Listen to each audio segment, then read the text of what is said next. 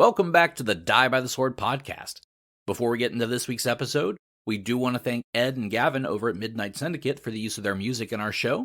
You can check out their stuff at www.midnightsyndicate.com. We also want to thank Sword Coast Soundscapes for the use of the ambient sounds that he provides. You can check out his stuff at youtube.com/swordcoastsoundscapes.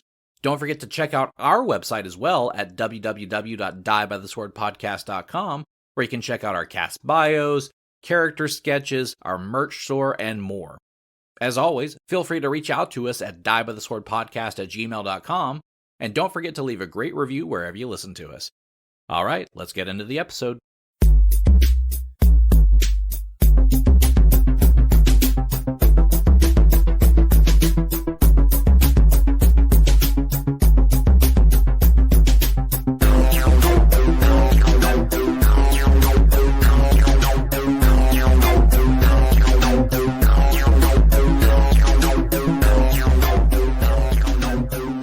I'll try to enunciate. Well, I mean, you'll have to. So what exactly happened there with your audio?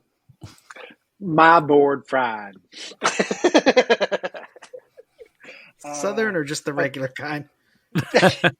deep fried.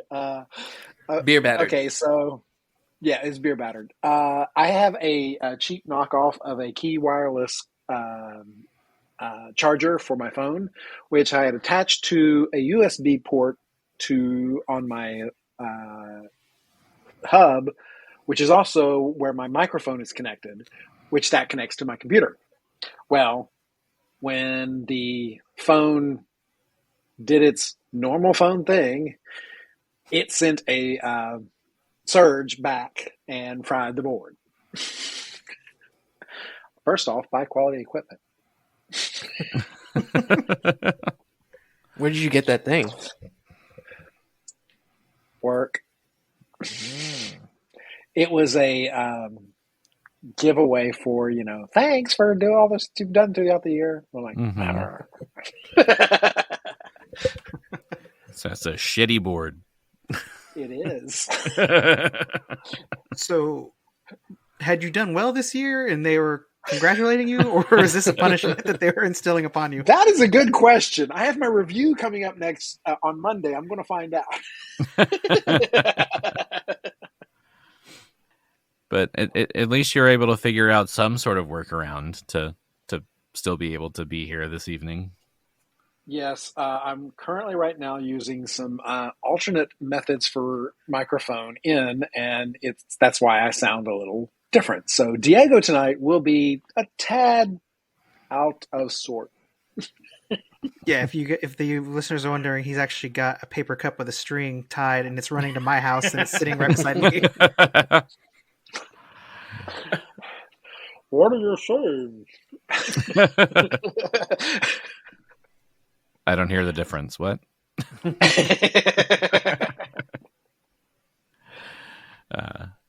Diego calling in on Skype. Hey, Phillip, remember the days of when we used Skype at the beginning of the pandemic? Oh, God. That was terrible. Terrible. It was bad. I went back somewhat recently because I started to listen through from the beginning, and as soon as we hit those episodes where I was the first one to have to record remotely because I was the only one not in Tarrant County, so I had to shelter in place in Dallas County. The audio just tanked. Ooh, my, how the times have changed. Now Phillip's the only one in Tarrant County. Yep. Oh no, the tide has turned. Bum, bum, bum. That's what my job is. I will never live far away from a job ever again. Man, you're telling me. I totally agree. At one point, I lived an hour away from where I work, and that was a heck of a commute. Same. It's about what I do now when I have to go in the office. Yeah, I was about to leave my job, I think, because the commute was so bad, an hour each way. Mm-hmm. So I was getting so fed up with that. I was like, maybe I should just get a new job. And then they're like, "Oh, you work from home forever," and I was like, "Yay!" Oh man, yeah. I will stay here forever now. Yeah, and that was when gas was hiking up too. So yeah. So save me on gas, and that time, an hour each way. You can do a lot with 2 hours a day. So You can.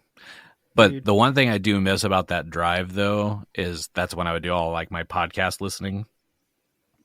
true. So I don't really have that because the commute from my bed to the desk just, not long enough for a podcast. Pretty I much still you get do it through, now. hello, listeners. Pretty much. Yeah, I do it when I'm cleaning or I'm cooking, especially. That's when I get a lot of my podcast listening in now. Mm-hmm. I'll do it at work when I'm doing like a mindless task, That too. Like- Yeah. data entry or something. It's what I used to do in the office too, but now I have like Netflix or whatever going because I don't necessarily have to watch it. It's just having something mindless, listening to it. Right. Well, at work, I have this one job that takes 2.5 hours to execute. So it's like, click, turn on the podcast. So you're just babysitting a job? Is that what you're doing? For that 2.5 hours, yes. Okay, so that's one portion. The next 3 steps are actually fast, but it's that 2.5 hours that takes a long time. Yeah, my day job contains a lot of downloading and uploading and mapping images, so there's some times where things are loading, and I just have to sit and wait. Especially when you're compiling like episodes of sporting events, because they all have the same parent title, like NFL football, but every game that we have ever put in our database has to compile. So it takes a while. So, besides John's faulty equipment, how's everybody else doing? Because we haven't been together in a while. Doing great. Yeah, I'm slowly getting over a cold or something. I don't know what it was. It wasn't COVID, though. I've tested like 4 times.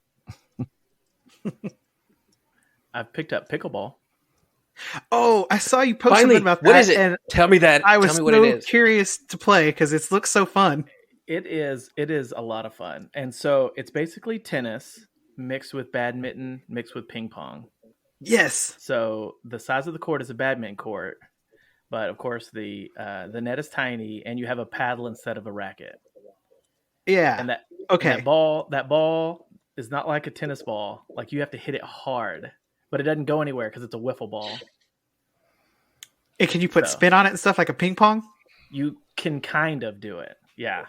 If you really get into it. Yeah. So I've picked it up as a new hobby. It's been fun so far. You're going to have to teach the me last how time to I was play. in last time I was Will in do. Denver, I saw all these pickleball places, and I guess I was too lazy to look up what it was. I think I like the mystery of what is pickleball. Right. Because it sounds so weird, right? Yeah.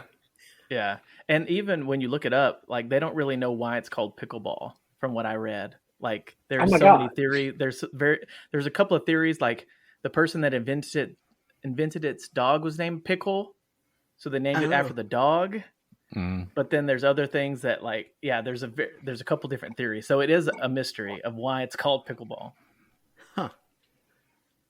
The first I'm ball was assuming that- just a round cucumber. Did you pick it I up thought- because of your fondness for pickles? Yes. Yeah, there's got to be a Seriously. pickle in there somewhere. Yeah. I'm an advocate for pickles, so I was like, I'll pick it up. But yeah, Gary, we'll have to go out because it's so popular. It's getting so popular here that we had a tennis club here, a huge tennis club. And now they've rebranded and they've turned all of their tennis courts into pickleball courts. So now it's a pickleball club. And this place is huge. It's got 42 pickleball courts now. Good Oh, lord. wow. Dang. Hilarious. Yeah. So that's how the phenomenon of pickleball's taken off. Like these places are really getting into it and it's a lot of fun. Because it started with like old people, right? Well, apparently Like senior people- centers? I feel well, like that's where I started hearing about it first.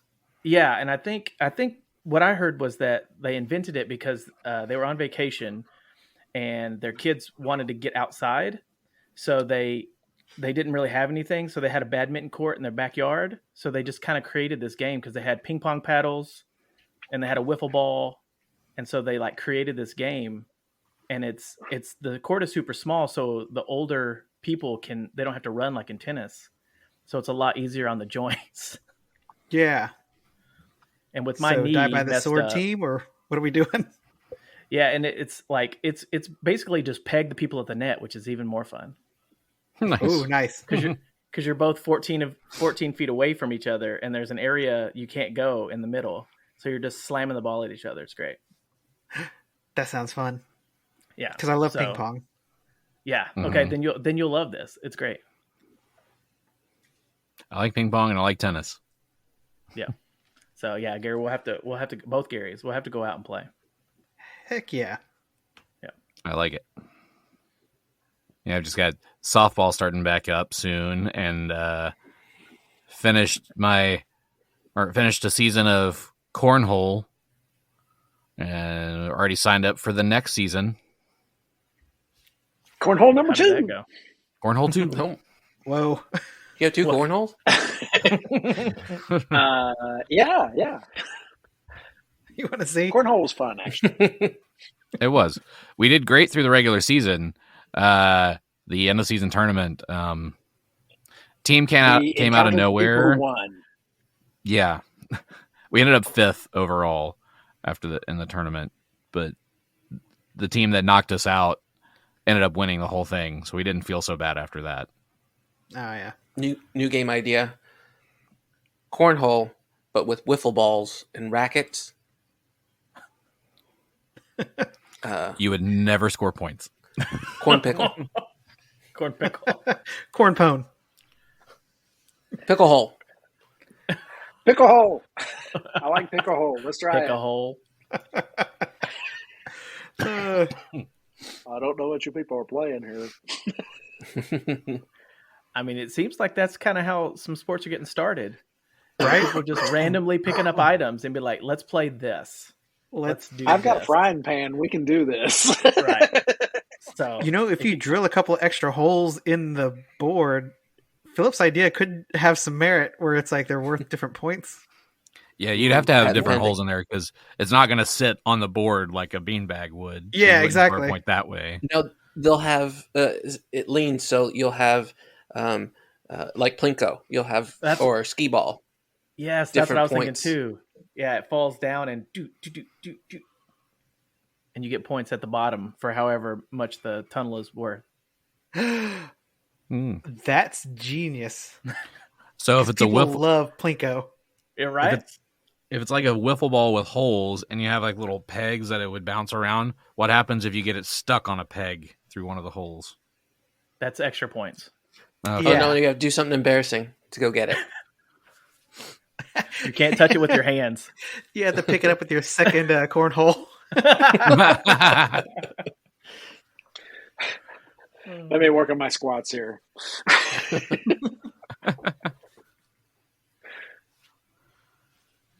Ay, Dios. I think we're onto something. I like it. Trademark patent pending. Yeah. Ding, ding. Now let's mail this to ourselves so that we can have the copyright. Pickle corn by the sword. It's the whole pickle. All the branding and merchandise we could do. Oh, that's what you do. Instead of pins, you actually use little swords. Ah, That's just a lawsuit waiting to happen. right. No, you put them in point first. You know, the hilt is the Yeah, part they're, that's out. Okay. they're safe that way.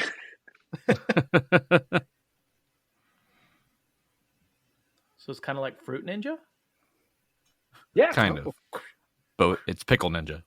Pickle Ninja. Yeah, you're throwing pickles at him. That's what we'll call it. Pickle Ninja. It's the real dill. Oh.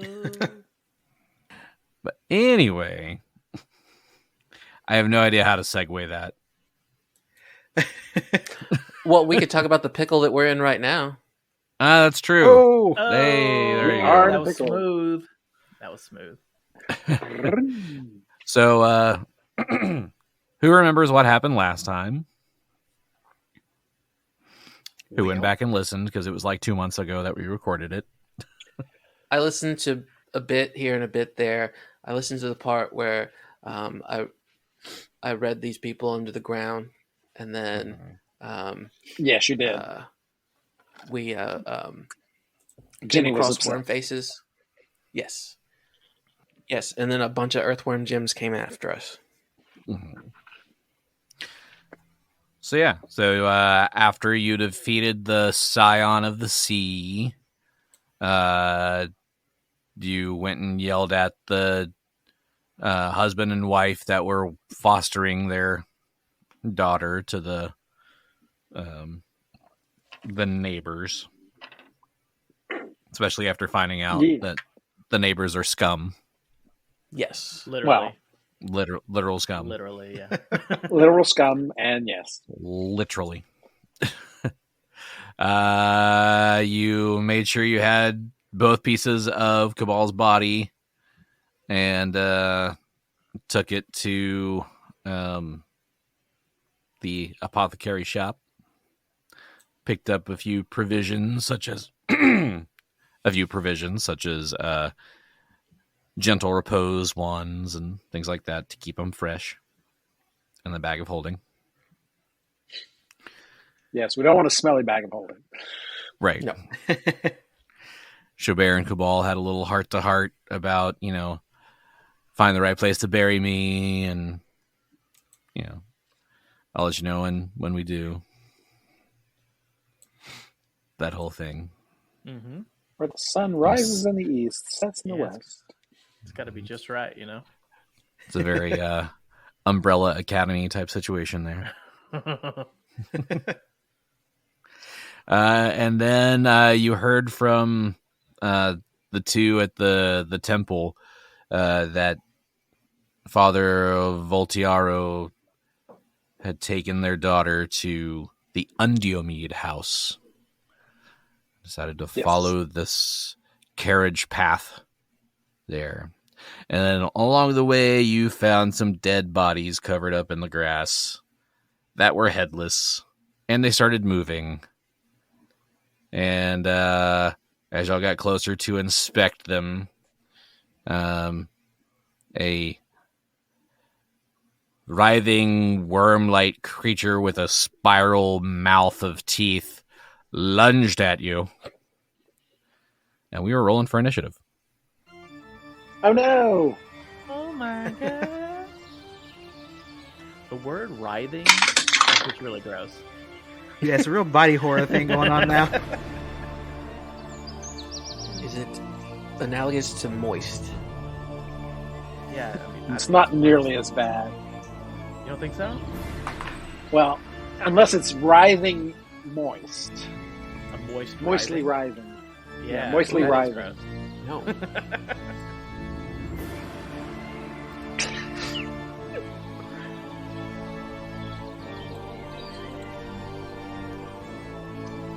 Oh, and we've forgotten to mention it, but who's playing Plug this week? I have to check the sheet. To the Plugal sheet. To the Plugal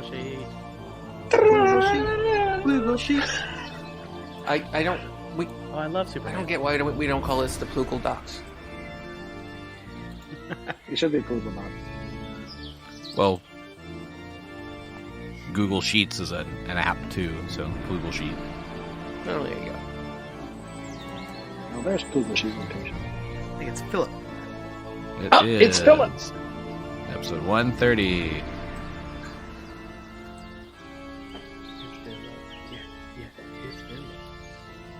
Go. So, everyone, be prepared for a quick change of personality. As Plugal is played by Phillip. Oops, I said How am I Plugal. going to play Yeah. Plug this week?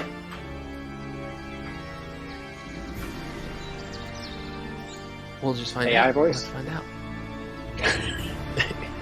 Are you talking about like the Siri voice? They put on them TikToks? Yeah. Nah, there's gonna be Scarlett Johansson from her. There you go.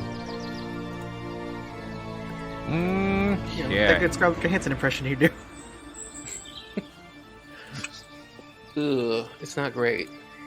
My name's Scarlett Johansson. Sounds just like her. Wow. Uncanny. Was that a soundboard, or did you actually do that? Because that's crazy. Yeah. That's me. All Scarlet, baby. All right. Scarlet, So 24 hours a day. let's get those initiatives. Xo'bere. 15. 15. Cabal. 14. 14. Diego. I loaded 9, so 9. Genny. 26. 26. And Plug.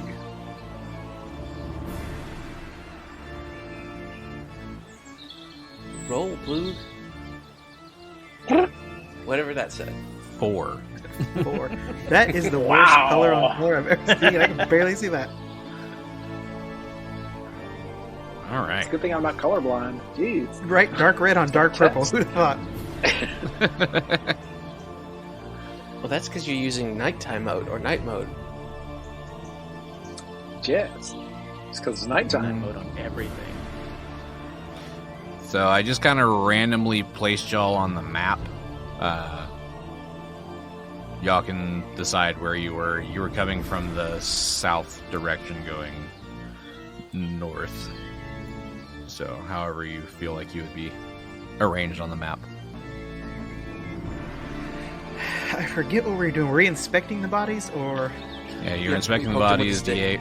Diego is poking him with the stick. So I feel like this is probably pretty close to where we would be. Which sucks for me, but...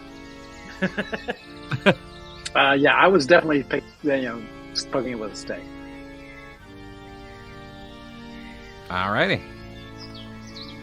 Well, in that case, the Slugspawn creatures will lunge toward you. So each of you that is next to a body, or next to a Slugspawn creature. That's Put on the everybody. map. Well, Except, Right. except Grubert. He's kind of in the perfect middle spot. Not me. I'm good. I'm letting Habit tank, you know? Uh-huh. But everybody else, so Plug, Xo'bere, Diego, and Genny, the animals are okay. I need y'all to make a reflex save. Oh, okay. Flex. 15. 15 is a fail. Oof. 27. That passes. 15 for Diego. 15 fails. And Plug.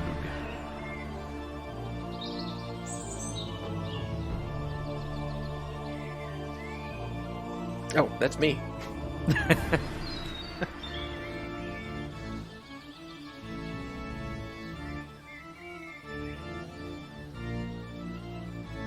There's reflex.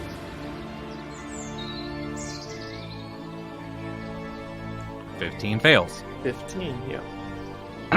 Oh, wait a minute. Dang, all y'all rolled 15. Yep, even with my nimble reflexes, still got a 15. I rolled up freaking 4. Gotcha. All right, so we'll start with this one. Xo'bere, as this thing lunges at you, you jump out of the way and stomp on this slug. So that slug is dead. No, Oh, yeah. that seems rather easy. This, instead of being more like a true combat, this is more like a it's more like a disease or a trap kind of situation. So you're not going to do like real combat with these things, because for Plug, Diego, and Genny, you were not able to jump out of the way as this thing lunges onto you and burrows into your skin.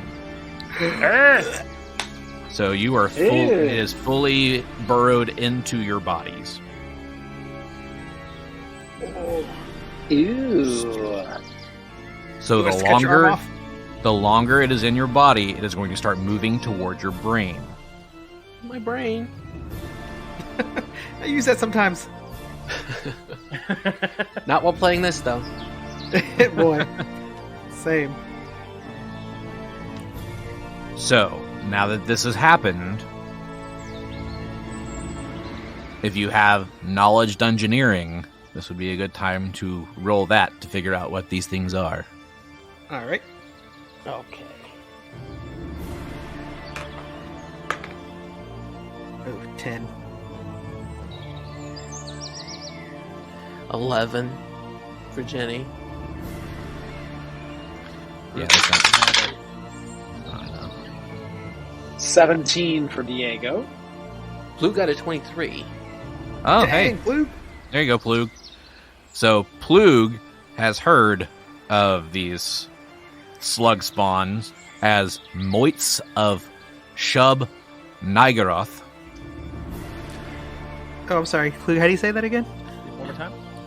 I specifically said it as No, Plug. I didn't hear Niagara. Plug No, but say what it. did he... I don't know what he said. He said moist of stewed Lagaroff. Can you say that again, Plug?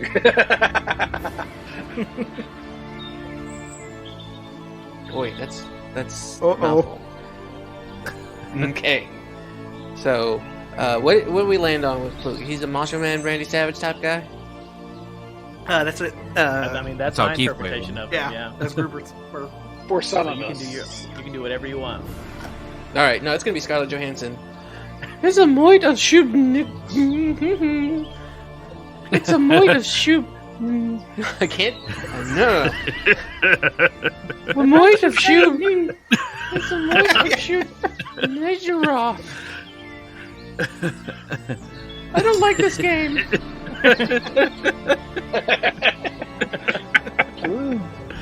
Blue's done some gender bending. No, it just crawled up my penis. You know, like those fish from the Amazon.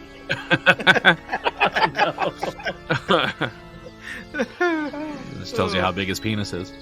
It was hanging out the bottom of my pants. Oh, how does this club? that's in his other hand. So, on the knowing that these are moits of Xo'bere, Plug would know that on the first round of infestation, dealing any sort of cold damage to the victim will kill the slug spawn and save the host, but only if the victim takes 10 or more points of cold damage. Ooh. If you do not take that in the first round, then it will have to be cut out of you. So Plug is gonna say to the casters, "Do you have any cold spells?" Grubert, do you have any cold spells? Grubert says, "No, I don't have any cold spells."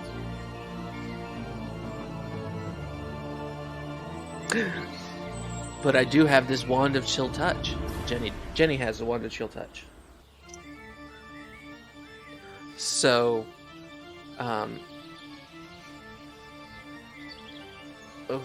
whose turn is So it then now? we would go in initiative order, and within this first round, you have to take 10 or more points of damage from cold for it to work. Do we have to roll the DC? What do you mean the DC? Because when you fire the wand, the target gets a DC. A will I save. think it'd be an automatic hit since the person's not trying to actively avoid it. Yeah, In Okay. fact, they want to be hit. they'll allow it. So that can get Okay. So is this actually a disease or is this an infestation? It's an infestation Okay. because it's a creature. It's not. It works similar to a disease, but it's not actually a disease. But I will tell you this: you have 3 rounds to get these things out. Okay. Oh, I have a question with Grubert then. Grubert has bark skin, which makes the skin tougher. Would that allow for a person to maybe get another round by toughen their skin, or is it already past there? It's already passed. It's already burrowed all the way in. Okay. They're very fast. What's the damage we have to take? So for least the 10. first round, you have to take at least 10 points of damage from cold. Then this wand isn't going to work because it's 1d6 points of damage. Well, there is one way. So I will tell you exactly how this all works out. So in round 1, you can deal cold damage and you have to take up to 10 points of damage within that first round. And then it kills it and you're done. If you don't take 10 points of damage after the first round, then it has to be cut out of you with a slashing weapon, and whoever's doing it has to make a DC 25 heal check to cut it out, and deals 1d6 points of damage per round that the host has been infested. So since it would be round 2, that would be 2d6 points the first round, and then 3d6 the third round to cut it out. But you said a heal check of 26, 20 right? 25. 25. Even with a natural 20, I couldn't do that. Right. After 3 rounds, the Slugspawn has reached the host's brain and cannot be surgically removed without killing the host. Remove disease kills any Slugspawn in or on a host. So you can also use remove disease to get rid of it. Do we buy a remove disease thing? I don't believe so. No. We've got some cure stuff, but no disease.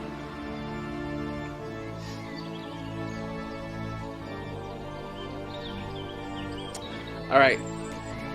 Here's something that I have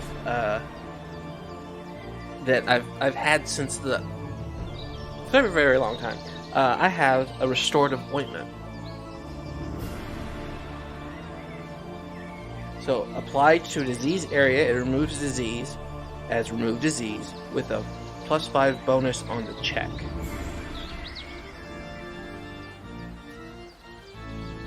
So I can take that ointment out and rub it on the thing, and then what do I have to do? Gross. All right, so we are going into initiative. So Genny would be first on this. So Xo'bere is gonna yell for her to throw him the wand. He's like, "Throw me that wand!" Hold on. I'm going to reuse my cat's luck because I can use that to redo a reflex saving throw for Oh, okay. Diego. Let's see if I can get myself out of this. That's helpful. Okay. That would be a 16 plus a 27. Yay! All right, so reusing your cat's luck, you are able to jump out of the way and avoid that one. So you got 2 that are dead. Plug and Genny are still infected. Okay, so hopefully Jenny's ointment will work. That way you don't have to do it on Genny and Plug. So the ointment works as remove disease. Mm-hmm. Applied to a disease area, it removes disease as remove disease with a +5 bonus on the check. Okay, I'll allow it. And there's not really a check to make on the remove disease. Because it just says remove disease kills any slug spawn in or on a host. Okay, so then I use some of it. Wait. Shouldn't... This is what I'm saying is I'm trying to either throw me the wand so I can make an attack on Plug. Yeah, But he we'll can go just in the run up to initiative. me. Do what? This restorative ointment. Oh, you have more than one. Uh-huh. Oh, okay, then never mind. I've got 5 charges of it. Oh, well. Then, never mind. Okay. So Genny is going to reach into her backpack, pull out restorative ointment, and rub the ointment on the worm hole. Slow down. I'm almost there. So, Alright, so what happens? Genny- Does it just plop out and I step on it? Basically, yeah, it's like a drawing salve and pulls it out. It whips it out. Gross. And then, well, since that works, Plug is going to... oh, wait. I don't know if he's next or not. No, he's not, because he got 4 on his initiative. Yeah. So next would be Xo'bere. And I'll hold. Then Cabal, or that's not Cabal, that would be Grubert. Grubert holds. Wow. Then Diego. Diego has nothing for these people, so he is going to hold. And then Plug. And then Plug is going to run up to Genny and grab the ointment and rub it on himself. Alright. And since that was in... We'd say with the drawing the stored item and all that, that took about 2 rounds. So you're still safe from the 3-round time limit thing. But the Slugspawn have been expelled.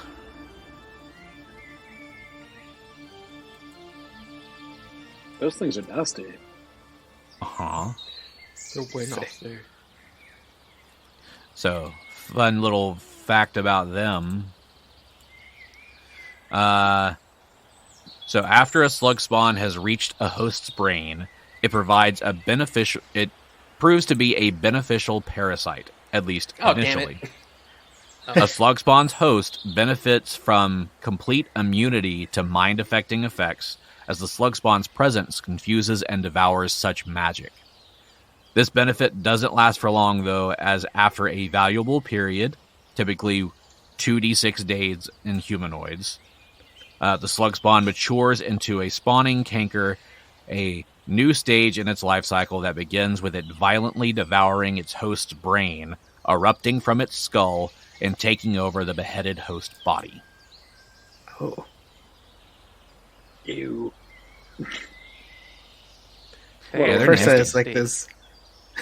First it's like those worms in Futurama, but then gets real ugly real quick. Right. So this brings up a fun little point.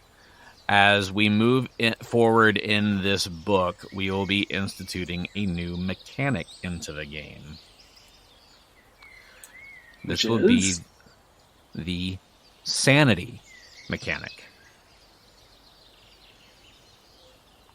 So, because you'll be seeing things from other worlds that, I mean, you're used to seeing things like werewolves and ghosts and demons and things like that, but these are things from beyond the veil that you've never imagined seeing before.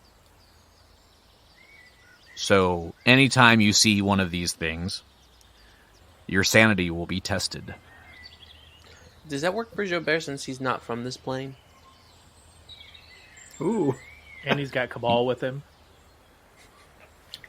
So you're not from Yeah, this plane, but you're not from the Dark Tapestry. Oh. This is where these things are from. Only in my teenage years, Right. but kind of grew out of it. He So had each those of you- lip rings and like the hair that goes over his eyeball. You Yeah. have to do the flip, the hair flip to The get hair out of your eye. Gah! Take a drag from It's Mr. not a Gret every phase. 3 seconds. So each of you will begin the adventure with a number of sanity points equal to your character level, adjusted by your wisdom modifier. So it's either plus your wisdom or minus your wisdom or whatever. Each time you witness a mind-shattering horror, which will be described in certain encounters, you must make a will save. A failed will save will result in the loss of a variable number of sanity points as outlined in the encounter description. Once your sanity points have reached 0, you are afflicted by one of the forms of insanity found on page 250 of the Game Master Guide. And such insanity can only be cured with Greater Restoration, Heal, Limited Wish, Miracle, or Wish. So we're boned. Oh, interesting. So can you recover sanity points at all? Or you have to wait to try those things until you're actually afflicted? This doesn't say anything about recovering sanity points.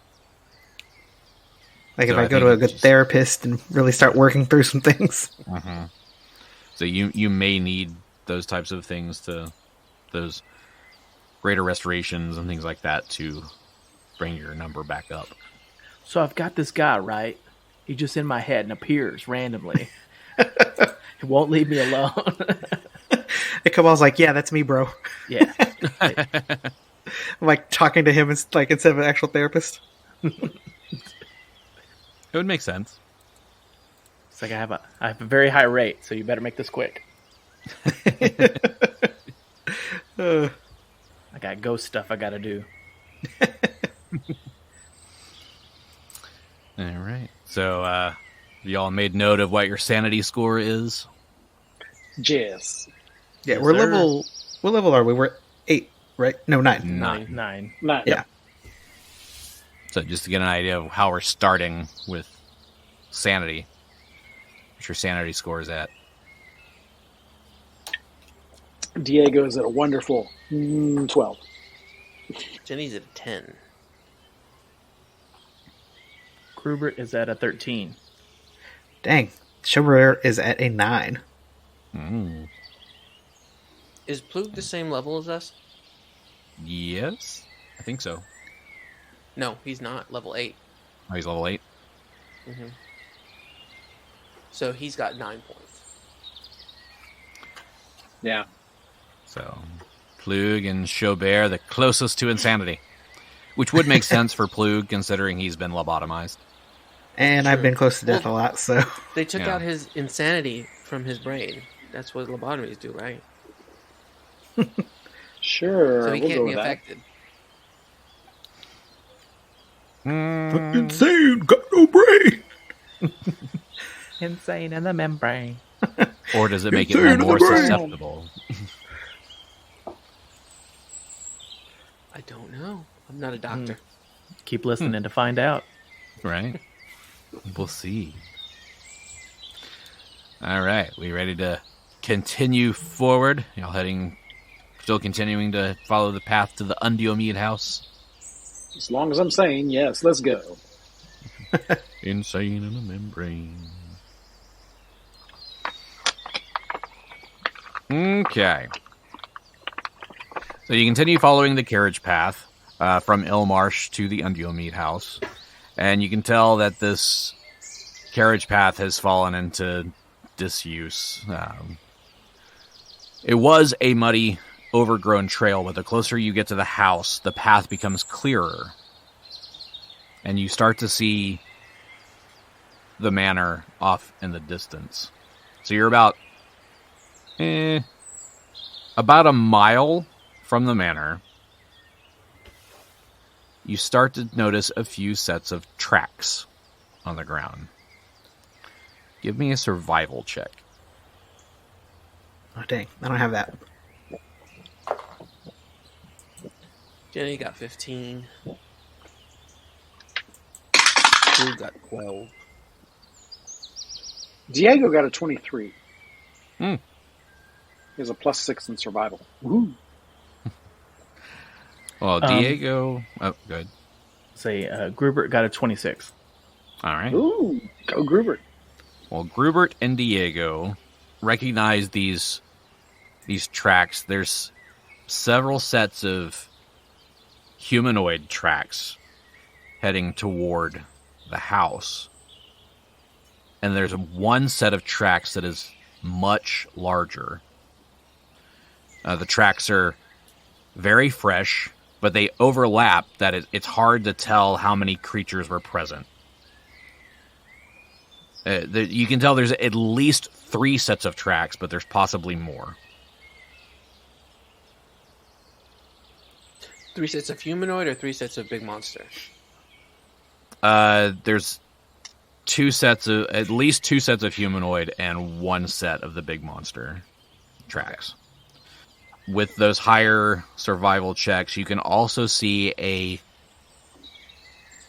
faint tracks of a single horse heading toward the house as well. These are several days old and have been rained on since they were made. From the size of the monster tracks, would he note, is it larger than him when he's large or small? How big do you get? I become large. They are the same size. Okay. Ooh. You do notice that all of the tracks go the direction of the house. You do not see any tracks coming back. If you want to try to identify those larger tracks, that would be a knowledge local. Can only not Plug. Can only Diego and I want to call you MacGruber. That's not your name. MacGruber. But no, I'm assuming that they would have pointed them out to you guys so you could see the tracks. Okay, so we can all roll. And what was it again? Knowledge local.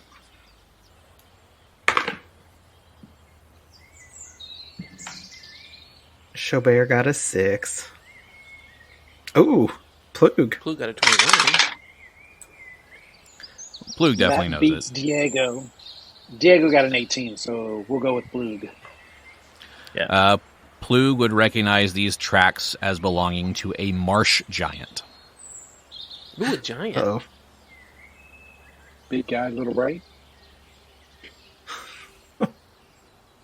Continuing forward. As you continue along the track, you notice you're going along the side of the swamp as you move up. What are your perception bonuses? Xo'bere's a 12. Diego's a 7. Grubert is a 14. Plug is a 14. Genny's a 6. Unless it's a trap, and then I get a +4 on that, so it'd be a 16.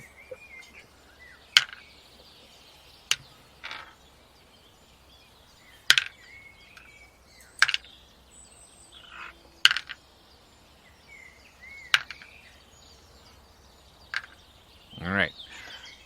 Plug is the only one to notice as y'all are walking alongside of the swamp. Sees like ripples of movement in the dark waters of the pond. Hey, y'all, that pond's moving. Hey there, muscly arms. I think it evolved into that guy. Actually, it devolved into a friend's cat. That's what she sounds like. Mm-hmm.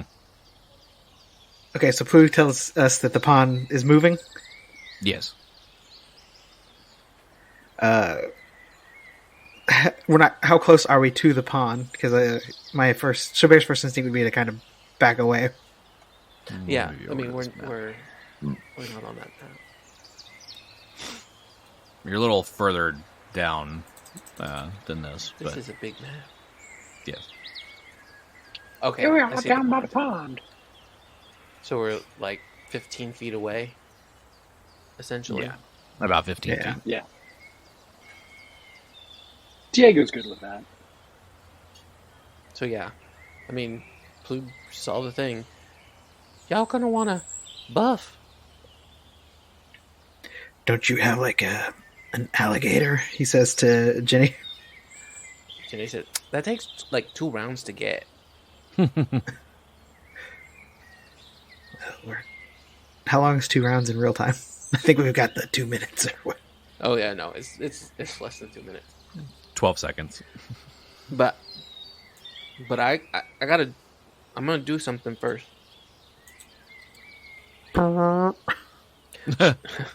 She learned her lesson from that last encounter, and she is going to cast Cat's Grace on herself. Mm. And then these monsters, the summoned monsters, don't last a whole lot of time, right? Depends on the spell. I think it's like a round per level or something like that.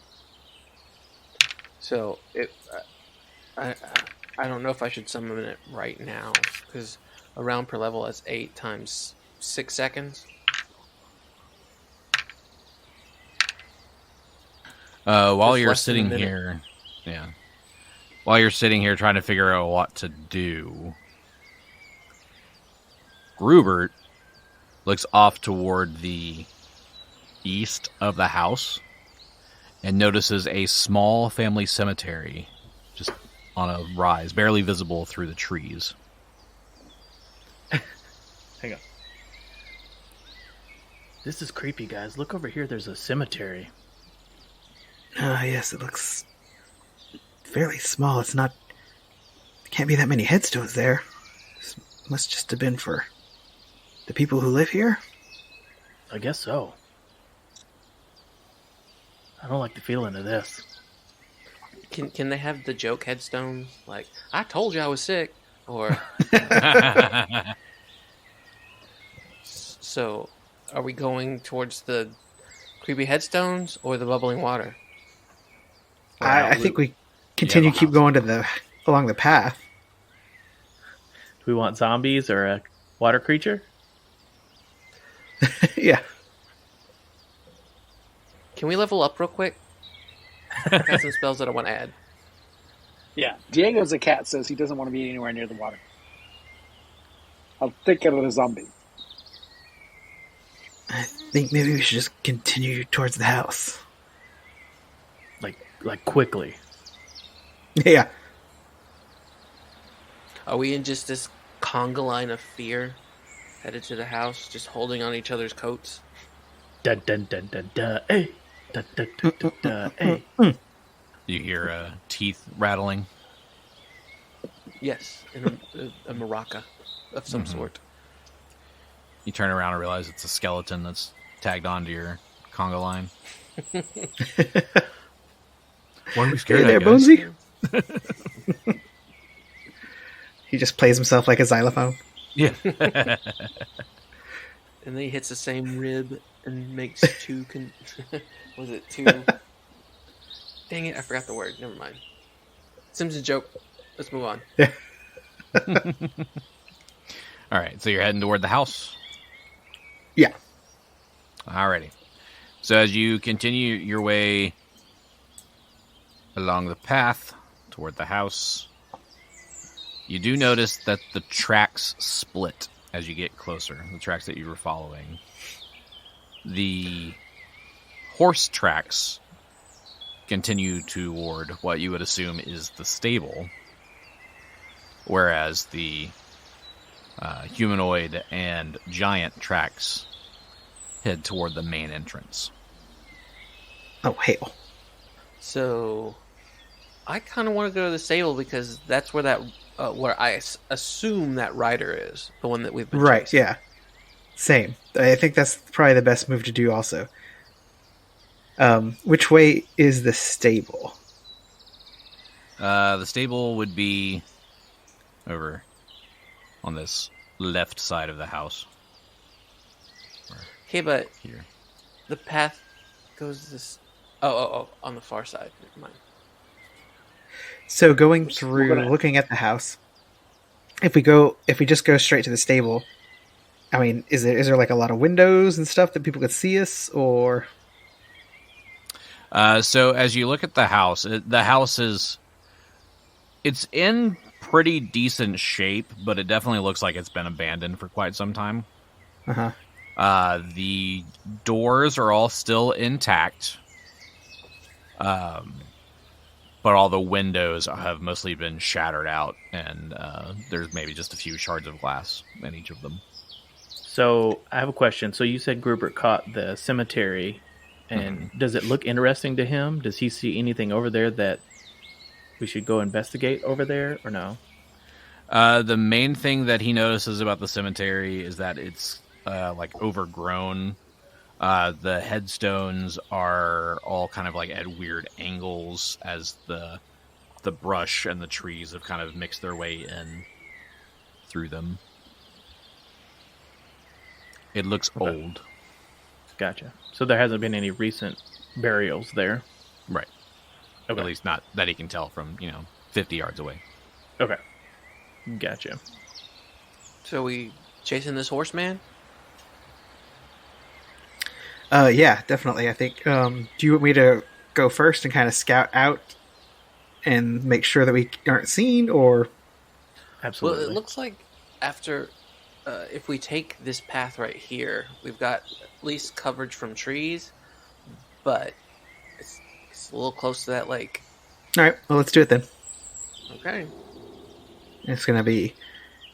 You keep your eye on the lake, and I'll keep my eye on the house.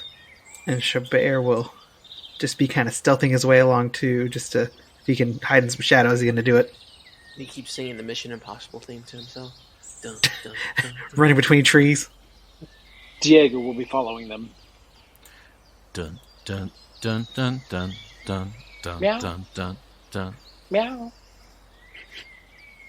Meow, meow, meow. Meow, meow, meow. Meow meow meow. Meow meow. Dog I did guess not like Dog that. hated that. Yeah, my dogs hated that. They did. I guess Grubert and Plug and Havoc will kind of stay back a little bit, keep eyes on the water. No, Plug's going. I forgot that I controlled him. Come, Plug. Love that you're actually following the path. Well, we have to follow the path because I was going like, did anything happen here? What about here? What about here? Yeah. Trying to step on them booby traps. There's nothing outside that's going to get you on the path. It's going to get you. Except there. I'm just kidding. So if we're going into a home, but this is a stable, I don't know what to do with my dinosaur. Gruber, what are you going to do with your dinosaur? I'm riding Or him. mammoth? I'm riding that hoe in there.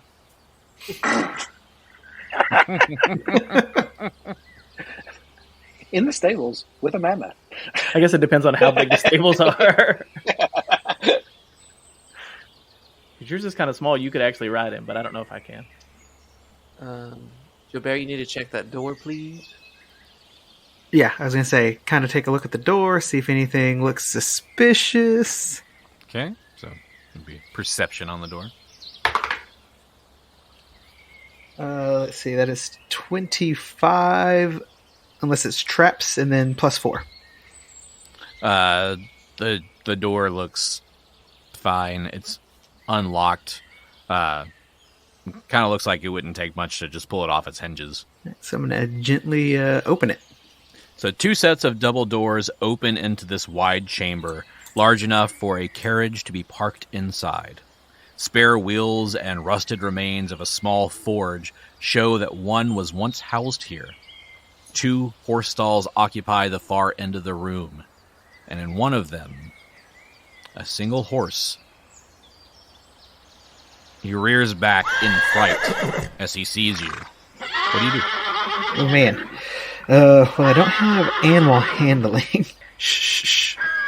But probably wouldn't do much. So at that point... I also have animal handling, so I'm going to try and the horse. Okay. Shut up. Roll your animal handling. 23.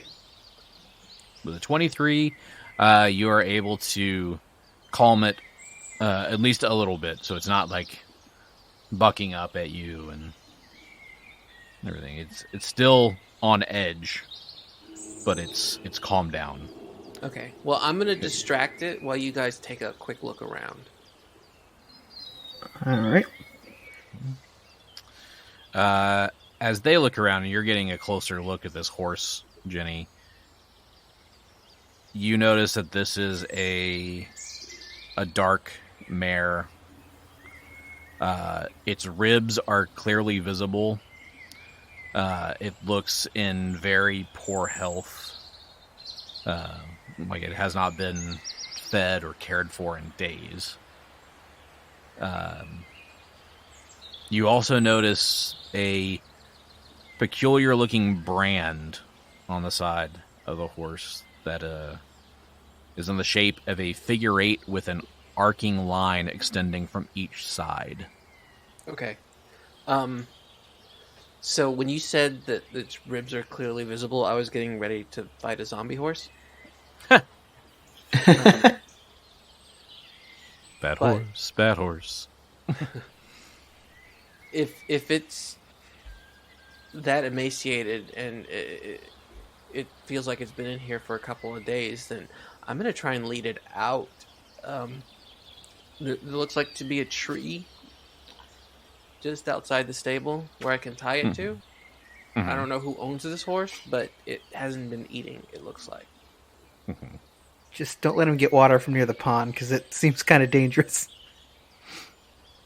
Give me just a basic wisdom check. 11. Never mind. Okay. Uh-oh. Or you know what? I'm not even going to tie it up. I'm just going to let it go. I don't care whose horse this is. I set you free. Yeah, and I already have a mount, and we've got the elephant too. Havoc is here, so. Xo'bere, as Genny is walking this horse out of the stable, you notice that brand on the side of it as well, and you remember the page that was torn out from the stable in Thrushmore, and that the Dark Rider took a horse that was a dark mare with a brand on his side. Yeah. So this is very clearly the Dark Rider's horse. Right.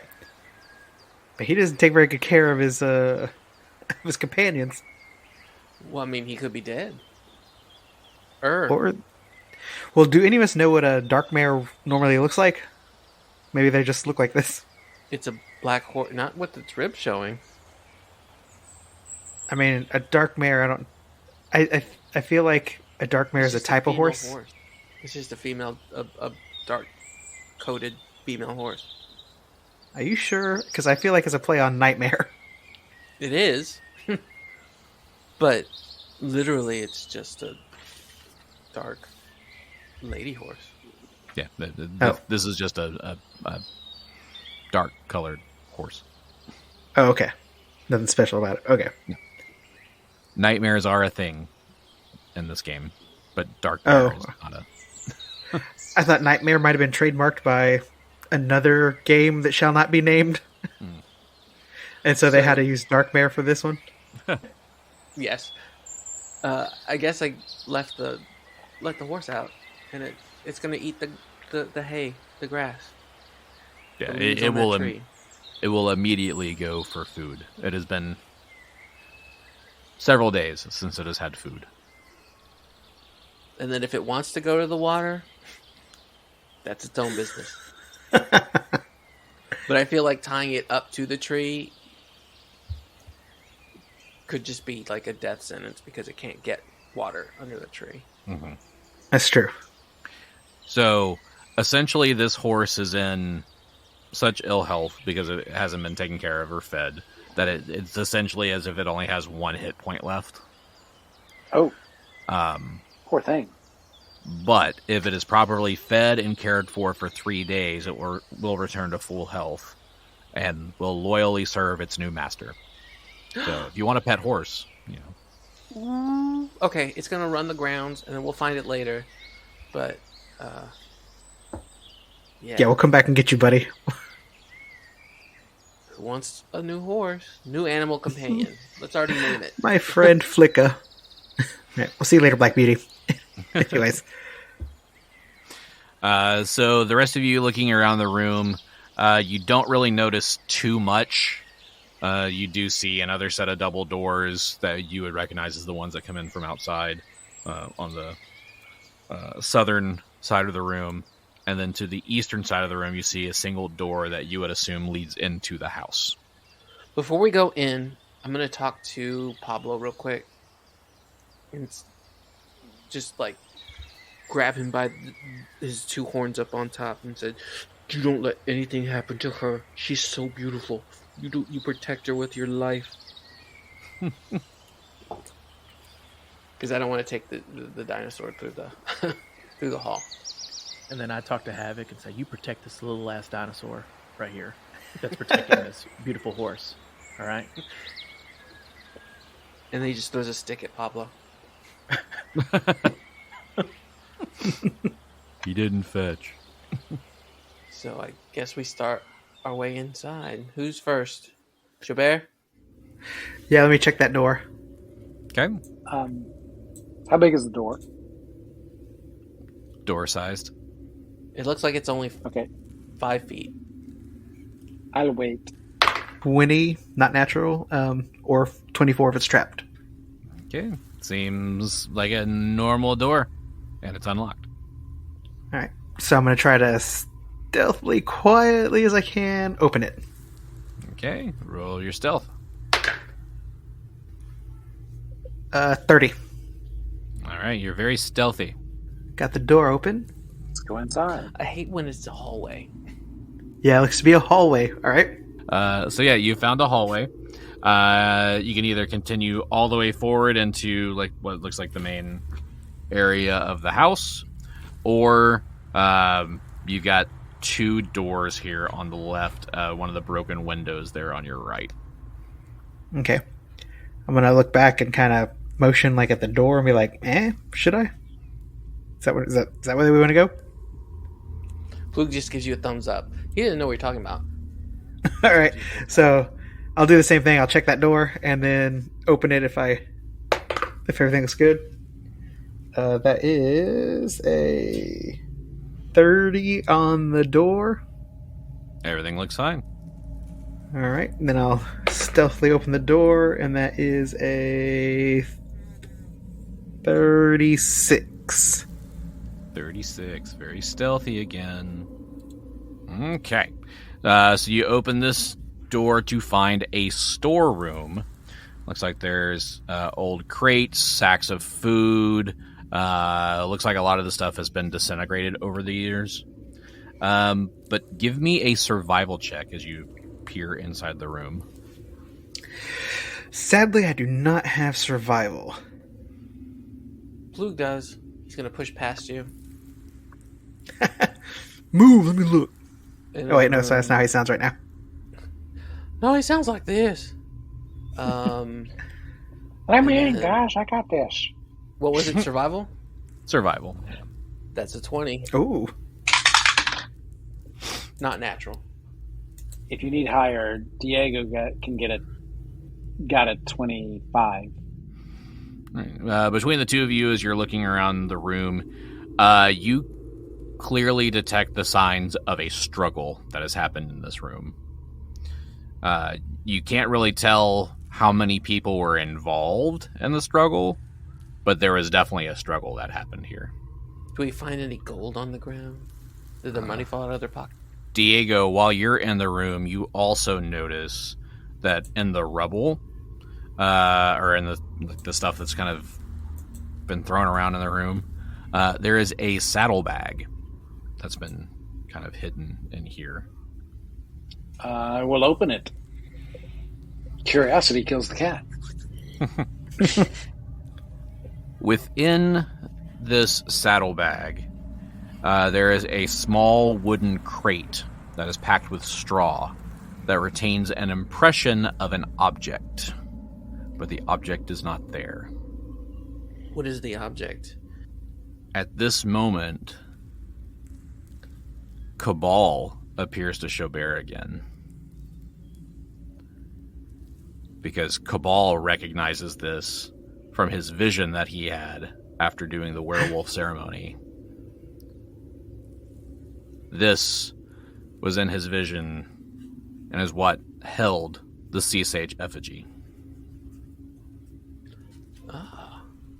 So it's like a little stand or a little... Is it the styrofoam that comes in the box? That kind of impression? Yeah, but it's more... It's made out of straw instead of that. So... This Way more environmentally friendly. Yeah. So the Dark Rider has a sea sage effigy. It's here. We've got his horse, his saddlebag, and this impression. Hello, my friend. Cabal, what are you doing? I'm here to tell you, I saw this in my vision. It's what they carried the sea sage effigy in. It must be here. Oh, Cabal, thank you. Yeah, all right. That is not great news, but it is much needed. Thank you so much. Are you doing okay? We will find a way to put you to rest, I promise. How's that bag of holding treating you? Yeah, I was gonna say. It's lonely in here. Is it dark? Xo'bere's gonna start sleeping in there. Right.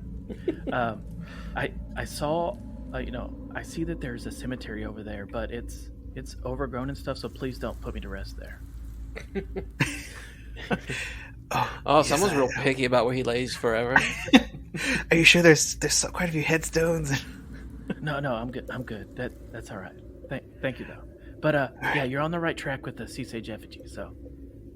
All right, sea sage effigy. All right. And so, Xo'bere's probably gonna notice everybody staring at him all weird. It's like when he talks to when they speak, is he talking out loud or is it just like all in his head? Like he's just Is Xo'bere talking out loud? Xo'bere's talking out loud. Okay. So that is the weird part. Yes, it's like, hello, are you okay?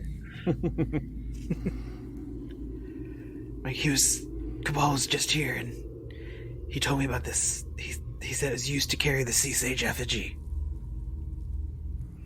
So we're on the right track. He's definitely here. Okay. Diego, as you are about to put this crate back down, you notice a small scrap of parchment in the bottom of the crate. I will pick it up and look at it and read it. You take out this little scrap of parchment and read it. And it says, "A Divian Adressant asks you to ask Lucas about Raven's Head. Pepper." So Diego would read this to you and it would say, "A Divian Adressant asks you to ask Lucas about Raven's Head." And then he folds the paper up and puts it in his pocket. Diego, my friend, what was that last part? Is there more? We need to be on the lookout. I may not be the only catfolk here. Who wrote that note? There is another. One who bests me. How do you know this? How do you... You're acting all mysterious and everything. What's going on? She torments me. Who torments you? I try to be nice. It ain't me. Her name is Pepper. Pepper? Yes. She is... So, how do you know Pepper? She is the reason I had to leave the monastery. Is it an old girlfriend? No, not like that. She... A teacher? No. She beat me. And I had to leave. Oh, another... Like with a stick? Knives, but yes. So it's a rival. We're looking for a rival. A catfolk rival. Yes, she is. Deadly, my friends. Beware. What should we know about her? Plug is going to chime in. She is... Pepper sounds like a kitty cat name. She is catfolk, and she is a black cat. Okay. Diego is black and white. Right, your tuxedo. Alright. So Xo'bere is going to continue down the hallway. So does he see anything around the corner here? Or? Let's see. You're right there at the edge. So you see that other door to your left. Door to the left. Or you can't quite see around the corner. On the other side of the door on the left. And to the right, there's another door. Okay, so he's going to step up the door on his left and just do the same thing, inspect it, and then open it if it looks good. Okay. That is a 14 for perception, or 18 if it's trapped. Okay, seems good to you. And then he's going to stealthily open it, and that is a 36 again. You find a spare bedroom. It's pretty empty, except for the wooden frame of a bed. Alright. So not much here. So not even a bed, just like the frame? Just the frame. So then there's another corner to his left where...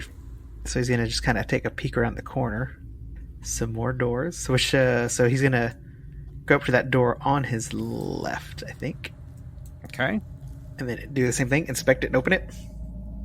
Inspect and open. Is a 14 or 18 if it's trapped. Looks good.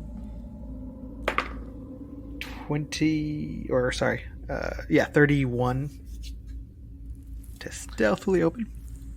You have found the privy. Oh. As you did go by that, you did notice that there are, looks like the edge of stairs and these stones. So he's going to come back down and kind of take a look at these stairs with the stones. As you get over here closer to these stones and the stairs, you see that this looks out over into the central hall of the room. See a vast chamber that occupies the space below the mansion's cracked dome. Sweeping stone stairways with wooden railings, long since rotted away. They climb to a balcony overlooking the room below. From the center of the floor rises a rough, flat stone with scorch marks on its center, large enough to be a table. More surprising are the columns that support the dome high above. Rather than the finished pillars one would expect in such a stately chamber, 7 massive stones stand along the walls, crudely chiseled and set on end in a rough circle. It appears that the lords of Undiomede did not just place their seat at an age-old sacred site, but built their house upon the ancient stone menhirs of a druid ring. Oh. So this is Stonehenge. It's very similar to something like Stonehenge. So it's built on a place of power. Yes. It's never a good sign, my people. Right. But not only do you see this big open chamber and these standing stones, you see a marsh giant standing in the center of the room. And she turns. "Who are you?" And we'll see you next time. Oh, hope she's friendly.